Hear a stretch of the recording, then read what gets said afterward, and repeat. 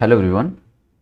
आज की इस वीडियो में पढ़ेंगे हम रैंडम फॉरेस्ट के बारे में। तो ऑलरेडी पिछले दो वीडियोस में मैं ऑलरेडी एक्सप्लेन कर चुका हूँ डिसीजन ट्री और इनसेम्बलिंग टेक्निक के बारे में। तो वो दोनों वीडियोस अगर आप नहीं जानते हो तो आप प्रीवियस वीडियोस में जाके देख सकते हो। तो रैंडम फॉरेस्ट क्या होता है? ये एक एनसेम्बलिंग टेक्निक होता है, ठीक है। और एनसेम्बलिंग टेक्निक में किसका पार्ट होता है? ये होता है बैगिंग का, ठीक है। तो जैसा कि मैंने इनसेम्बलिंग में आपको बताया था, इनसेम्बलिंग क्या होता है? कई सारे मॉडल्स को कंबाइन करके एक मॉडल बनता है, उसको कहता है इनसेम्बलिंग टेक्निक, ठीक है। इनसेम्बलिंग टेक्निक किस चीज पे बेस्ड होता है कि कई सारे वीक लर्नर्स को हम कंबाइन करके एक स्ट्रॉन्ग लर्नर बनाते हैं। तो वीक लर्नर का मतलब क्या होता है पहले वो समझते हैं, ठीक है। तो जैसे मान लो आपके पास एक कॉइन है, आप इसको टॉस करोगे तो क्या आएगा? या तो हेड आएगा या तो टेल आएगा। यानी प्रोबेबिलिटी कितनी है? Probability is around 50%। 50% करने का क्या मतलब हुआ? हिंदी में अगर बहुत ही नॉर्मल टर्म्स में बोले तो तुक्का मार दिया यार तुमने, या तो हेड आएगा या तो टेल आएगा, तुमने तुक्का ही मार दिया, ठीक है। तो अगर कोई भी मॉडल जिसकी जो एक्यूरेसी है यानी जो प्रोबेबिलिटी है बताने की वो 50% से अगर बेटर है, थोड़ा सा बेटर, तो उसको हम कहते हैं वीक लर्नर, ठीक है। लेट से मेरे पास कोई एक मॉडल है जो बता रहा है हेड आएगा कि टेल आएगा विथ एक्यूरेसी 51%, तो हम इसको बोलेंगे वीक लर्नर, ठीक है। तो इनसेम्बल टेक्निक क्या करता है? कई सारे हमारे पास वीक लर्नर होते हैं। लेट से ये वीक लर्नर 1 है, ये वीक लर्नर 2 है, ये वीक लर्नर 3 है। ऐसे करके कई सारे हमारे पास वीक लर्नर होता है, उनके रिजल्ट्स को कंबाइन करता है यानी एग्रीगेट करता है और हमें एक नया मॉडल देते हैं जो किसकी तरह वर्क करता है? एक स्ट्रॉन्ग लर्नर की तरह, ठीक है। तो ये होता है बेसिकली इनसेम्बलिंग टेक्निक में, ठीक है। तो आई होप आपको अच्छे से समझ में आ गया होगा कि वीक लर्नर क्या होता है और स्ट्रॉन्ग लर्नर क्या होता है। अब आके देखते हैं कि अच्छा एग्जैक्टली रैंडम फॉरेस्ट ये करता कैसे है, ठीक है। तो इसको समझते हैं। तो सबसे पहले जैसे कि मैंने लास्ट क्लास में ही आपको बताया था कि बैगिंग क्या होता है, ठीक है। तो बैगिंग में बेसिकली क्या होता है? बैगिंग में बेसिकली क्या होता है कि हमारे पास कई सारे मॉडल्स होते हैं, ठीक है। कई सारे मॉडल्स होते हैं और सारे सेम मॉडल्स होते हैं। इनसेम्बलिंग टेक्निक में लेट से हम इनसेम्बल कर रहे हैं कई सारे मॉडल्स को। लेट से हम 4 मॉडल अगर इनसेम्बल करके एक नया मॉडल बना रहे हैं यानी एक नया प्रिडिक्शंस ले रहे हैं, तो हम सारे जो मॉडल्स होंगे सेम होंगे। और रैंडम फॉरेस्ट में वो सारे मॉडल्स क्या होते हैं? डिसीजन ट्री होते हैं, ठीक है। तो रैंडम फॉरेस्ट क्या हुआ? अगर इसको देखें तो क्या हो गया? ये इनसेम्बलिंग ऑफ डिसीजन ट्री, ठीक है। तो आई होप आपको डिसीजन ट्री तो पहले से पता होगा, नहीं पता है तो आप पुराने वीडियोस में जाके देख सकते हो। तो रैंडम फॉरेस्ट क्या होता है? इनसेम्बलिंग ऑफ डिसीजन ट्री, यानी कि ये क्या करता है बेसिकली कई सारे डिसीजन ट्री बनाता है और सारे जो डिसीजन ट्री के जो भी प्रिडिक्शंस हो गए उनको एग्रीगेट करके अपना फाइनल रिजल्ट देता है। इसको क्या कहते हैं? रैंडम फॉरेस्ट, ठीक है। अब थोड़ा कॉन्सेप्ट को समझते हैं कि अच्छा ये रैंडम फॉरेस्ट एग्जैक्टली वर्क कैसे करता है, ठीक है। चलो 1 मिनट, मैं इसको थोड़ा इरेज कर दूं।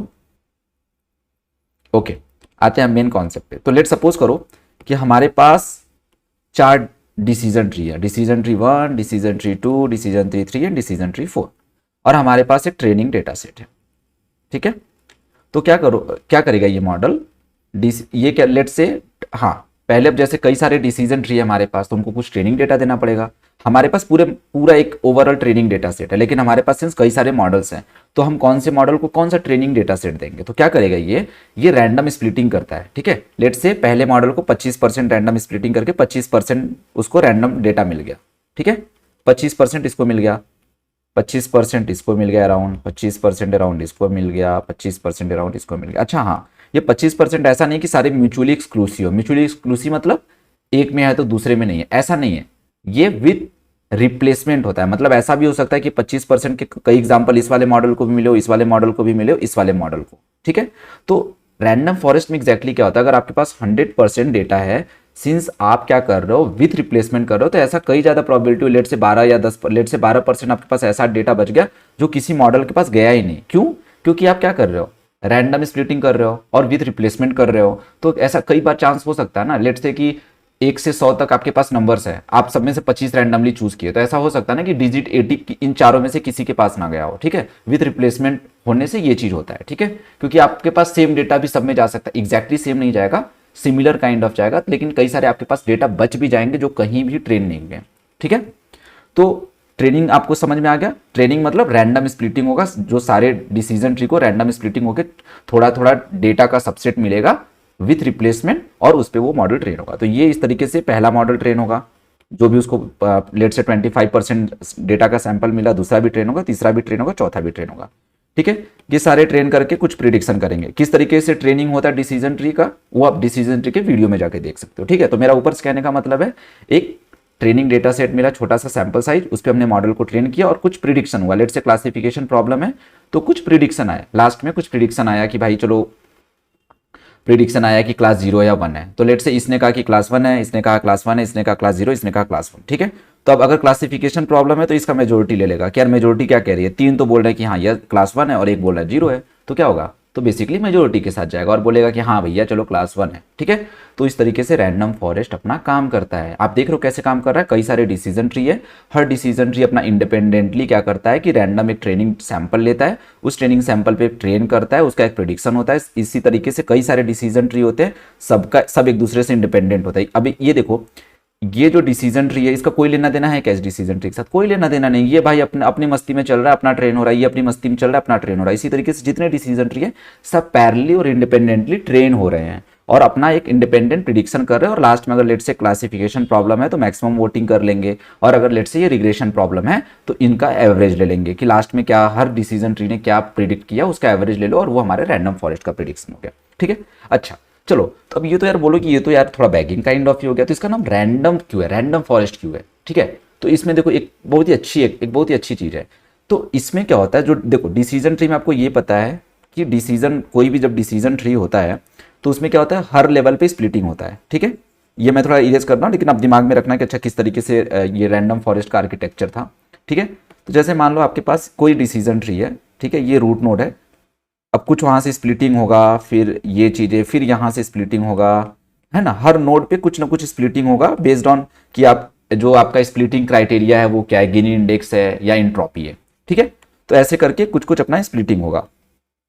ठीक, तो अभी क्या होता है रैंडम फॉरेस्ट में, इसका नाम, ये रैंडम वर्ड का क्या मतलब है, फॉरेस्ट का मतलब समझ गया ना, मतलब कई सारे डिसीजन ट्री का कॉम्बिनेशन है, तो एक फॉरेस्ट की तरह, मतलब कई सारे ट्रीज हैं तो एक तरीके से इसका नाम फॉरेस्ट पड़ गया। रैंडम क्यों पड़ा, देखो इसमें क्या होता है, जितने भी डिसीजन ट्री होते हैं तो सारे डिसीजन ट्री, मैं एक बार कलर चेंज कर देता हूं, तो जितने भी यहाँ पे डिसीजन ट्री, लेट से कोई भी डिसीजन ट्री का जो भी ये नोड होता है ना, तो ये नोड में कौन सा फीचर, मतलब एक रैंडम सेट ऑफ फीचर्स के बेसिस पे स्प्लिटिंग होता है। तो लेट से 25 अपने पास, लेट सपोज करो कि टोटल फीचर्स 25 है, तो अभी यहाँ पे जो होगा ना, तो ये सारे 25 पे अपना इंट्रोपी ये सब कंप्यूट नहीं करेगा कि यार इस ये वाला फीचर्स पे हम स्प्लिट करते तो कितना इंट्रोपी, नहीं, यहाँ 25 में से ना कोई रैंडम लेट से 10 फीचर्स का सेट उठाएगा और उसमें से भाई अपना वो करेगा कि अच्छा इन 10 के बेसिस पे जो सबसे बेटर हमें इंफॉर्मेशन गेन देगा हम उस वाले को लेंगे। ठीक है, तो रीजन समझ में आया कि इसका नाम रैंडम क्यों है। रैंडम इसलिए क्योंकि हर लेवल पे ये random set of features choose करता है, उसके बेसिस पे स्प्लिटिंग करता है, इसलिए इसका आगे नाम है रैंडम। ठीक है,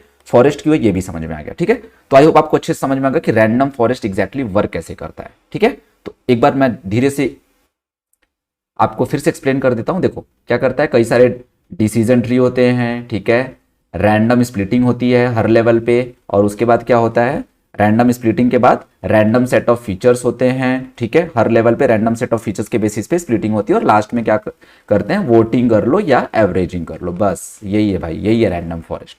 ठीक है, अब थोड़ा सा जानते हैं अच्छा रैंडम फॉरेस्ट के कुछ एडवांटेज क्या होते हैं। ठीक है, बस रैंडम फॉरेस्ट इतना ही था, बस एकदम बहुत सी सिंपल सी चीज। ठीक है, अब थोड़ा सा कुछ ज्यादा था जो यूजुअली इंटरव्यू में पूछा जाता है रैंडम फॉरेस्ट को लेके कि यार बायस क्या होगा इसका, ठीक है, इसका वेरिएंस क्या हो सकता है, तो मतलब थोड़ी बहुत टेक्निकल चीज है जो यूजुअली जाननी चाहिए लोगों को। ठीक है, अब देखो एक चीज यहां पे देखते हैं कि ये रैंडम फॉरेस्ट हो गया। अब रैंडम फॉरेस्ट में देखो कई सारी, एक तो मैंने क्या बोला कि कई सारे इसके अंदर डिसीजन ट्री होते हैं, तो सबसे बड़ी बात ये क्या होता है, ये पैरेलल होता है ना, यानी पैरेलली ये कंप्यूट करता है, यानी तो इस वजह से क्या होता है, ये फास्ट होता है। और सिंस डिसीजन ट्री है तो यार डिसीजन ट्री मतलब हर नोड पे कोई ना कोई डिसीजन बना रहा है, तो इसकी वजह से क्या होता है भाई, इसकी एक्सप्लेनेबिलिटी काफी अच्छी होती है। इस वजह से ये आप देखोगे इंडस्ट्री में काफी पॉपुलर है, काफी ज्यादा यूज होता है। मतलब यहाँ पे आप हर लेवल में समझा सकते हो कि हाँ भाई ये यहाँ पे स्प्लिट क्यों हुआ है, तो इसकी एक्सप्लेनेबिलिटी बहुत अच्छी होती है। ठीक है, इसकी गुड एक्सप्लेनेबिलिटी होती है।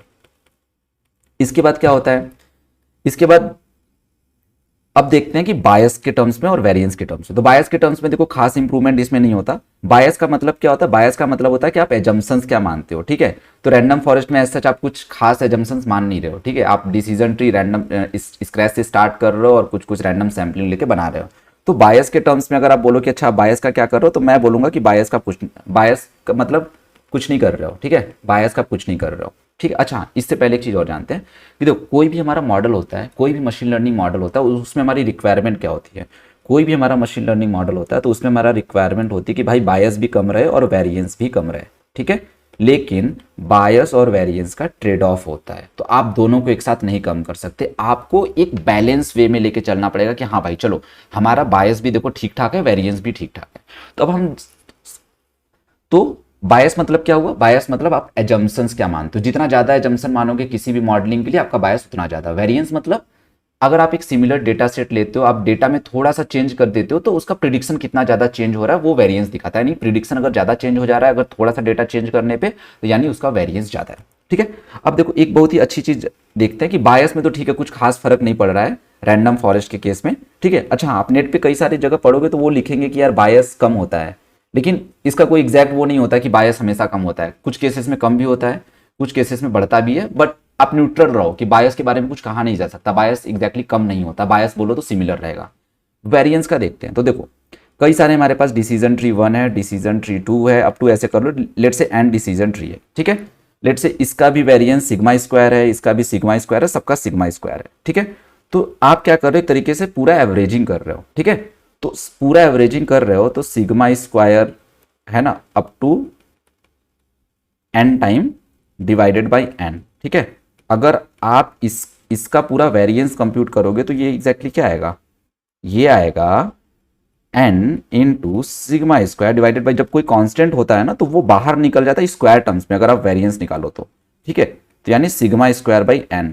इसका मतलब क्या है भाई, आपको एक बहुत ही अच्छा रिजल्ट यहाँ पे साफ साफ दिख रहा है कि अगर आप रैंडम फॉरेस्ट यूज कर रहे हो तो जितने आपके डिसीजन ट्री है उतने टाइम से आप वेरिएंस कम कर रहे हो। ये बहुत ही ज्यादा इंपॉर्टेंट रिजल्ट है, ठीक है। और इसलिए ये काफी ज्यादा पॉपुलर भी है, ठीक है। तो डिसीजन ट्री क्या करता है, वेरिएंस को कम करता है। बायस का हमें नहीं पता भाई, बायस कम करता है कि ज्यादा करता है हमें नहीं पता, बट वेरिएंस को ये कम करता है, इसलिए रैंडम फॉरेस्ट इतना इंपॉर्टेंट एल्गोरिदम है, ठीक है। तो समझ गए कि रैंडम फॉरेस्ट क्या कम करता है बायस वेरिएंस में, वेरिएंस कम करता है, ठीक है। नेक्स्ट कुछ और चीजें देख लेते हैं कि यार देखो इसमें कुछ हाइपर पैरामीटर्स होते हैं, ठीक है। हाइपर पैरामीटर्स मतलब कुछ सेट ऑफ मतलब ऐसे पैरामीटर्स होते हैं जो आप मतलब ट्रेन करते समय उन सब चीजों को सेट करिए। मतलब ट्रेन करने, हाइपर पैरामीटर क्या होता है, ट्रेन करने से पहले आप वो सारी चीजों को फिक्स करो जिससे कि आपके मॉडल एक अच्छे रिजल्ट दे। तो उसमें क्या होता है, एक एन एस्टिमेटर्स होता है, ठीक है। एन एस्टिमेटर्स मतलब नंबर ऑफ डिसीजन ट्री जो आप इतना रखना चाहते हो, ठीक है। एक होता है एन कोर, एन कोर मतलब सीपीयू का कितना कोर आप यूज करना चाहते हो, है ना। -1 करने का मतलब भाई फुल स्पीड से अपना बस बनाओ, फास्ट एकदम इंडिपेंडेंटली सारे ट्री होंगे और बहुत अच्छे से ये चीजें बनेगा, ठीक है। इसके अलावा कई और भी अपने पास होते हैं हाइपर पैरामीटर, वो आप सेट कर सकते हो बनाते समय, ठीक है। ओके, अब इसके अलावा यार देखो एक चीज है कि रैंडम फॉरेस्ट ये बना रहे हो तो इसमें क्या होता है कि ओवरफिट भी हो सकता है, ठीक है। तो ओवरफिट के कुछ मतलब सोल्यूशंस है। ओवरफिट आप कैसे कर सकते हो, एक तो देखो डेप्थ होता है। अगर आप एक ट्री बना रहे हो, कोई भी एक डिसीजन ट्री बना रहे हो, उसका डेप्थ आप बहुत ज्यादा रख दोगे, है ना, बहुत ज्यादा रख दोगे, उस केस में ओवरफिट होना जायज है, ठीक है। ओवरफिट हो सकता है। तो आपको क्या करना है कि ये मैक्स डेप्थ वाला जो हाइपर पैरामीटर होता है भाई इसको थोड़ा मतलब हिसाब से रखो ताकि ज्यादा डेप्थ ना हो। अब अगर मान लो कि आपका रैंडम फॉरेस्ट मान लो चलो हो ही गया ओवरफिट, तो उसके बाद आप क्या करोगे, तो देखो उसके बाद क्या होता है, कुछ टेक्निक्स होते हैं जिससे हम क्या करते हैं, रैंडम फॉरेस्ट को रेगुलराइज कर सकते हैं और फिर इसका जो भी ओवर फिटिंग होता है वो कम कर सकते हैं, ठीक है।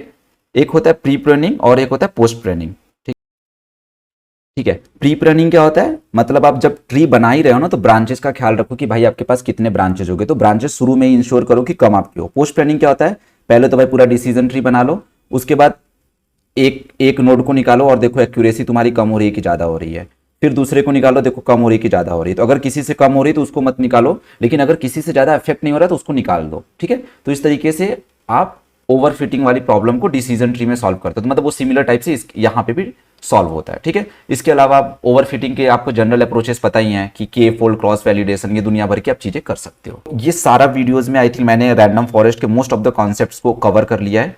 आई होप आपको सारे डाउट्स आपके क्लियर हो गए होंगे, आपको अच्छे से पता चल गया होगा कि रैंडम फॉरेस्ट काम कैसे करता है, रैंडम फॉरेस्ट वेरिएंस कैसे कम करता है, और रैंडम फॉरेस्ट में कई सारे हाइपर पैरामीटर्स होते हैं वो क्या क्या होते हैं, ठीक है। अच्छा, एक हाइपर पैरामीटर्स एक ये भी होता है कि क्राइटेरियन क्या होता है, यानी क्राइटेरिया मतलब वो जो डिसीजन ट्री पे स्प्लिटिंग होता है वो किस बेसिस पे करना है, आपको गिनी इंडेक्स पे करना है या इंट्रॉपी पे करना है। तो ऐसे करके और भी हाइपर पैरामीटर्स होते हैं, वो आप देख सकते हो एक बार इसके लाइब्रेरी में जाके, sklearn के लाइब्रेरी में जाके कई सारी चीजें होती है वो आप देख सकते हो। ठीक है, तो इनकेस आपको इस वीडियो में यानी रैंडम फॉरेस्ट टॉपिक से रिलेटेड कोई भी डाउट हो तो आप कमेंट सेक्शन में पूछ सकते हो। I will try to answer your doubts as soon as possible. Thanks for watching this video.